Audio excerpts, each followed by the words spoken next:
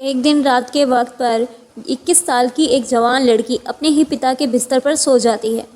जब उस लड़की का पिता घर में आता है तो देखता है कि उसकी बेटी उसकी ही बिस्तर पर लेटी हुई है।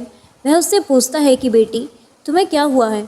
तो वह लड़की ये कहने लगी कि मेरे सिर में बहुत तेज़ दर्द हो रहा है और मुझे बहुत ज़्यादा डर भी लग रहा है, इसीलिए आज की रात मैं आपके साथ ही सोना चाहती हूँ। बेटी की बात सुनकर पिता कहता है कि कोई बात नहीं बेटा, आराम से सो जाओ। फिर वह खाना खाने के लिए किचन में चला जाता है। खाना खाने के बाद वह थोड़ी बहुत ड्रिंक भी कर लेता है। उसके बाद वह अपने बिस्तर में आकर लेट जाता है। इस कहानी में आगे कुछ ऐसा होता है जिसे सुनकर आपके भी होश उड़ जाएंगे। अब आप सोचने पर मजबूर हो जाओगे कि एक पिता और बेटी आखिर ऐसा काम कैसे कर सकते हैं। कहानी शुरू करने से पहले आप सभी से मेरा निवेदन है कि अगर आप इस चैनल पर नए हैं तो प्लीज़ चैनल को सब्सक्राइब ज़रूर कीजिएगा। तो चलिए दोस्तों, इस कहानी को शुरू करते हैं। आज की ये सच्ची कहानी मध्य प्रदेश के सागर जिले की है। इसी जिले के एक गांव में प्रेमलाल नाम का एक आदमी अपने 3 बच्चों के साथ रहता था, जिसमें बड़ी बेटी की उम्र 21 साल और छोटी बेटी की उम्र 15 साल और सबसे छोटे बेटे की उम्र 10 साल की थी। लंबी बीमारी के चलते प्रेमलाल की पत्नी का देहांत 2 वर्ष पहले ही हो चुका था। पत्नी के चले जाने के बाद घर के हालात एकदम ही खराब हो जाते हैं। उसको घर चलाना बहुत मुश्किल हो रहा था। जो पैसा बचा कर रखा था वह सब पत्नी के इलाज में लग जाता है। आर्थिक स्थिति दिन ब दिन खराब होती जा रही थी और वह काफ़ी कर्जदार भी हो चुका था। बच्चे भी अपनी माँ की याद में गुमसुम रहने लगे थे। उनको संभालने वाला भी कोई नहीं था। औरत तो बच्चों के साथ साथ घर को भी अच्छी तरह संभाल लेती है, मगर एक मर्द के लिए यह सब करना बहुत ही मुश्किल हो जाता है। घर के हालात देखकर प्रेमलाल पूरी तरह से टूट जाता है। अगर वह बाहर कमाने जाता है तो फिर बच्चों की पढ़ाई छूट जाती है और यदि वह घर पर रहता है तो फिर घर कैसे चला पाता। एक दिन उसकी ख्याल आया कि उसे अब दूसरी शादी कर लेनी चाहिए। प्रेमलाल ने सोचा कि अगर वह शादी कर लेता है तो घर भी आबाद हो जाएगा और वह भी बाहर कमाने जा पाएगा। फिर वह अपनी बेटी से कहता है कि बेटा, मैं सोच रहा हूँ कि दूसरी शादी कर लूँ, इससे तुम लोगों की देखभाल भी अच्छे से हो जाएगी और मैं भी बाहर कमाने जा सकूँगा। तुम्हारी माँ के चले जाने के बाद जो तुम सबकी हालत हो गई है अब मुझसे देखी नहीं जाती। पिता की इन सब बातों को सुनकर बेटी एकदम से खामोश हो जाती है। उसकी ज़ुबान से एक भी शब्द नहीं निकल पाता। प्रेमलाल बेटी को समझाते हुए कहता है कि देखो बेटा, अगर मैं कमाने नहीं गया तो फिर घर चलाना मुश्किल हो जाएगा और मैं तुम सबको पढ़ा लिखा नहीं पाऊँगा। इतना समझाने के बावजूद भी वह लड़की खामोश ही रही। प्रेमलाल सोचता है कि उसकी बेटी अभी दुखी है, फिर किसी और दिन बात करेगा। उसके बाद वह वहाँ से चला जाता है और वह लड़की सोचने लगती है कि जब उसके पिता शादी कर लेंगे और जो सौतेली माँ आ जाएगी तो सौतेली माँ कभी अच्छी नहीं होती। उसने यह सुना भी था और अपनी आंखों से देखा भी था। वह यही सोच रही थी कि अभी उसके पिता बच्चों से बहुत प्यार करते हैं, अगर शादी के बाद वह भी बदल जाएंगे तो सौतेली माँ हमारे ऊपर बहुत अत्याचार करेगी और पापा भी उसी का साथ दिया करेंगे। उस दिन वह लड़की रात भर सो ना सकी और पूरी रात यही सब सोचती रही। जब वह लड़की अगले दिन कॉलेज जाती है तो उसे रास्ते में एक सहेली मिल जाती है जो उसके साथ उसके कॉलेज में ही पढ़ा करती थी। फिर वह लड़की अपनी सहेली को सारी बात बता देती है जो उसके पिता ने अपनी शादी के बारे में उससे कही थी। उसकी सहेली कहती है कि यह तो बहुत गलत होने वाला है तुम लोगों के साथ। अगर तुम्हारे पापा ने शादी कर ली तो तुम्हारे ऊपर बहुत बड़ी मुसीबत आ जाएगी।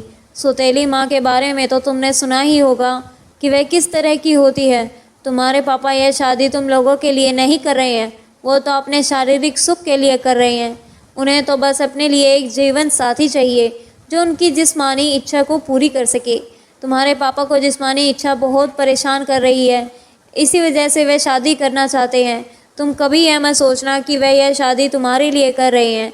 उन्हें तो बस अपनी इच्छाओं को पूरी करने के लिए एक जिस्म चाहिए। वह लड़की अपनी सहेली की बातें सुनकर बहुत ही परेशान हो जाती है और उसे यह लगता है कि उसके पापा शादी करते ही रहेंगे। फिर उसकी सहेली कहती है कि मेरे पास एक आइडिया है, अगर तुम कर सको तो। वह लड़की कहने लगी कि ठीक है, मैं अपने भाई बहन के लिए कुछ भी कर सकती हूँ। उसकी सहेली कहने लगी कि तुम्हारे पापा को सिर्फ जिस्म चाहिए, अगर तुम अपने पापा के साथ संबंध बना सको तो फिर उन्हें शादी की ज़रूरत नहीं रहेगी और वह कभी भी शादी नहीं करेंगे। फिर वह लड़की इस बात को गहराई से सोचने लगती है और इस नतीजे पर पहुँचती है कि फिर चाहे उसे कुछ भी करना पड़े मगर वह अपने भाई बहन को कभी बर्बाद नहीं होते देगी। अब उस लड़की ने ठान लिया था कि किसी भी कीमत पर उसने अपने पापा की शादी नहीं होने देगी। कॉलेज से आते आते उसमें शाम हो गई थी क्योंकि वह कॉलेज के बाद अपनी सहेली से काफ़ी देर तक बातें कर रही थी। फिर वह घर आकर खाना बनाने लग जाती है और अपने भाई बहन को खाना खिलाकर उन्हें अपने अपने कमरे में सोने के लिए भेज देती है। उसके बाद वह लड़की खाना खाकर अपने पापा के बिस्तर में लेट जाती है। कुछ देर बाद उस लड़की का पिता आता है। जब वह देखता है कि उसकी बेटी उसके ही बिस्तर पर लेटी हुई है तो फिर वह उससे पूछता है कि बेटी तुम्हें क्या हुआ है। तो लड़की कहने लगी कि पापा मेरे सिर में बहुत ज़्यादा दर्द हो रहा है और मुझे डर भी लग रहा है, इसीलिए आज की रात मैं आपके साथ ही सोना चाहती हूँ। बेटी की बात सुनकर वह कहता है कि कोई बात नहीं बेटा, तुम आराम से सो जाओ। थोड़ी देर बाद खाना खाने के लिए वह किचन की ओर चला जाता है और खाना खाने के बाद थोड़ी बहुत ड्रिंक भी कर लेता है। उसके बाद वह अपने बिस्तर में आकर लेट जाता है।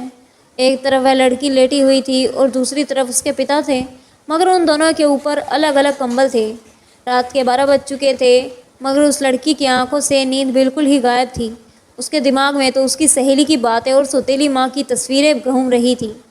जब लड़की ख्यालों की दुनिया से बाहर आई तो उसने देखा कि उसके पापा तो गहरी नींद में सो गए हैं। फिर वह लड़की डरने का नाटक करते हुए अपने पापा के कंबल में जाकर उनके करीब हो जाती है। थोड़ी देर बाद वह लड़की धीरे धीरे अपने पापा के और भी ज़्यादा करीब होने लगती है। नशे के कारण उनका बाप भी मदहोश होने लगता है। जब तक उसे होश आया तब तक उसके अंदर का शैतान जग चुका था, इसीलिए वह खुद को रोक ना सका। उसके बाद वह दोनों अपने इस रिश्ते को भूलकर कई बार संबंध बना लेते हैं। अगली सुबह जब वह सोकर उठते हैं तो दोनों ही बहुत खुश थे। उन्हें किसी भी तरह की कोई शर्म या पछतावा नहीं था। उसके बाद तो यह सिलसिला आए दिन ही चलने लगा। अब तो वह लड़की भी इसकी आदी हो चुकी थी। जब भी उनका मन करता तो वह अपनी इच्छाओं को पूरी करते थे। इसी तरह दिन महीनों में बदलते चले गए और महीने कब बीत गए पता ही नहीं चला। एक दिन उस लड़की की तबीयत खराब हो जाती है और उसे उल्टी और चक्कर आने लगते हैं। फिर वह लड़की चेक करवाने के लिए पास के एक क्लिनिक पर जाती है। तब उसकी रिपोर्ट आई तो उसके पैरों के तले ज़मीन खिसक गई। डॉक्टर ने उसे बताया कि वह 2 महीने से प्रेग्नेंट है। उस लड़की के गांव की ही एक औरत उससे क्लिनिक में साफ़ सफाई का काम करा करती थी। जब उस औरत को इस बात का पता चला तो फिर वह औरत पूरे गांव में ढिंढोरा पीट देती है। प्रेमलाल की कुंवारी लड़की माँ बनने वाली है। धीरे धीरे यह खबर आग की तरह पूरे गांव में फैल जाती है। प्रेमलाल का अपनी ही बेटी के साथ नाजायज़ रिश्ता है। एक दिन उसकी सहेली उसके घर जाकर कहती है कि पूरे गांव में पता चल चुका है कि तुम प्रेग्नेंट हो। अपनी सहेली की यह बात सुनकर लड़की बहुत परेशान हो जाती है और उसे कुछ भी समझ नहीं आ रहा था कि अब वह क्या करे। वह सोच रही थी कि अब तो उसके पिता की बहुत बदनामी हो जाएगी और वह भी किसी को मुंह दिखाने लायक नहीं रहेगी। एक दिन शाम के वक्त वह लड़की मार्केट से कुछ सामान लाने चली जाती है तो रास्ते में उसे मोहल्ले के कुछ लड़के छेड़ने लग जाते हैं। अश्लील बातें करके उसको परेशान करने लगते हैं और उसका बहुत ही मजाक उड़ाते हैं। वह लड़की बहुत शर्मिंदा हो जाती है और सामान खरीद कर घर वापस आ जाती है। घर आने के बाद वह लड़की रात का खाना बनाने लगती है। भाई बहन और अपने पिता को खाना खिलाकर अपने रूम में चली जाती है। उसके दिमाग में सिर्फ एक ही बात चल रही थी कि उसकी और उसके पिता की बहुत बदनामी हो रही थी। अब वह सर उठाकर कभी भी नहीं जी पाएगी। यही सब सोचते हुए रात के करीब 1 बज चुका था। वह कदम उठाती है और रस्सी लेकर जंगल की ओर चली जाती है। जंगल में पहुंचकर वह अपने आप को फंदे से लटका लेती है और उसी गांव का एक आदमी जंगल की ओर जाता है तो वहां का मंजर देखकर उसके होश उड़ जाते हैं। जब वह पास जाकर देखता है तो कदम सन्न रह जाता है, क्योंकि वह लड़की उसी के गाँव के में रहने वाले प्रेमलाल की बेटी थी। फिर वह आदमी इस खबर को पूरे गांव में फैला देता है। यह खबर उस लड़की के पिता को भी बताई जाती है। उस लड़की के पिता और गांव के सभी लोग जंगल की ओर चले जाते हैं और उन्हीं में से कोई पुलिस को भी फ़ोन कर देता है। थोड़ी देर में पुलिस भी मौके पर पहुंच जाती है और उस लड़की को उतार कर उसका पोस्टमार्टम के लिए भेज देती है जाता है। जब उस पुलिस पूछताछ करना शुरू कर देती है तो पूछताछ के दौरान लोगों ने बताया कि यह लड़की पेट से थी, इसीलिए ही इसके आत्महत्या की है। एक आदमी ने तो यह भी बताया कि इस लड़की का अपने ही पिता के साथ नाजायज़ रिश्ता था और जो इस लड़की के पेट में बचा है वह भी इसी के बाप का है। लोग तरह तरह की बातें कर रहे थे और यह भी कह रहे थे कि भगवान ऐसे बाप बेटी किसी को भी ना दे। पुलिस फिर प्रेमलाल को पकड़कर थाने ले जाती है और पोस्टमार्टम रिपोर्ट के आने का इंतज़ार करती है। इसी दौरान उस लड़की की सहेली को भी बुलाया जाता है और डर के मारे वह लड़की सारी बातें बता देती है। तब तक पोस्टमार्टम रिपोर्ट भी आ जाती है और रिपोर्ट में साफ साफ लिखा हुआ था कि वह लड़की 2 महीने की प्रेग्नेंट थी। अब पुलिस प्रेमलाल से पूछताछ करना शुरू कर देती है। उसने इस बात को जल्द ही कबूल कर लिया कि उसने अपनी ही बेटी के साथ पिछले 5-6 महीनों से नाजायज़ संबंध थे। उसके बाद प्रेमलाल को अरेस्ट करके उसे कोर्ट में पेश किया जाता है और उसे 2 साल की सज़ा सुनाकर जेल में डाल देते हैं। दोस्तों, कहते हैं कि बाप और बेटी को भी ज़्यादा देर तक एकांत में नहीं रहना चाहिए, नहीं तो मन में गंदे विचार आ जाते हैं। अगर गंदे विचारों ने किसी के मन में एक बार घर बना लिया तो फिर उसे भगवान भी नहीं बचा सकते। फिर वह इंसान कुछ ऐसा कर बैठता है जिसके कारण पवित्र रिश्ते भी अपवित्र, शर्मसार हो जाते हैं। दोस्तों, इस कहानी को सुनाने का मकसद आपकी भावनाओं को ठेस पहुंचाना नहीं है, बल्कि आप लोगों को जागरूक और सचेत करना है। तो दोस्तों, यह थी हमारी आज की कहानी। कहानी कैसी लगी हमें कमेंट करके ज़रूर बताएं और यह भी बताएं कि आपको किसकी गलती लगती है, पिता की, बेटी की या फिर उसकी सहेली की, जिसने उस लड़की को यह गंदा मशवरा दिया था। अगर कहानी अच्छी लगी हो तो चैनल को सब्सक्राइब और लाइक ज़रूर कर दीजिएगा। धन्यवाद। मिलते हैं कल आपसे एक नई कहानी में।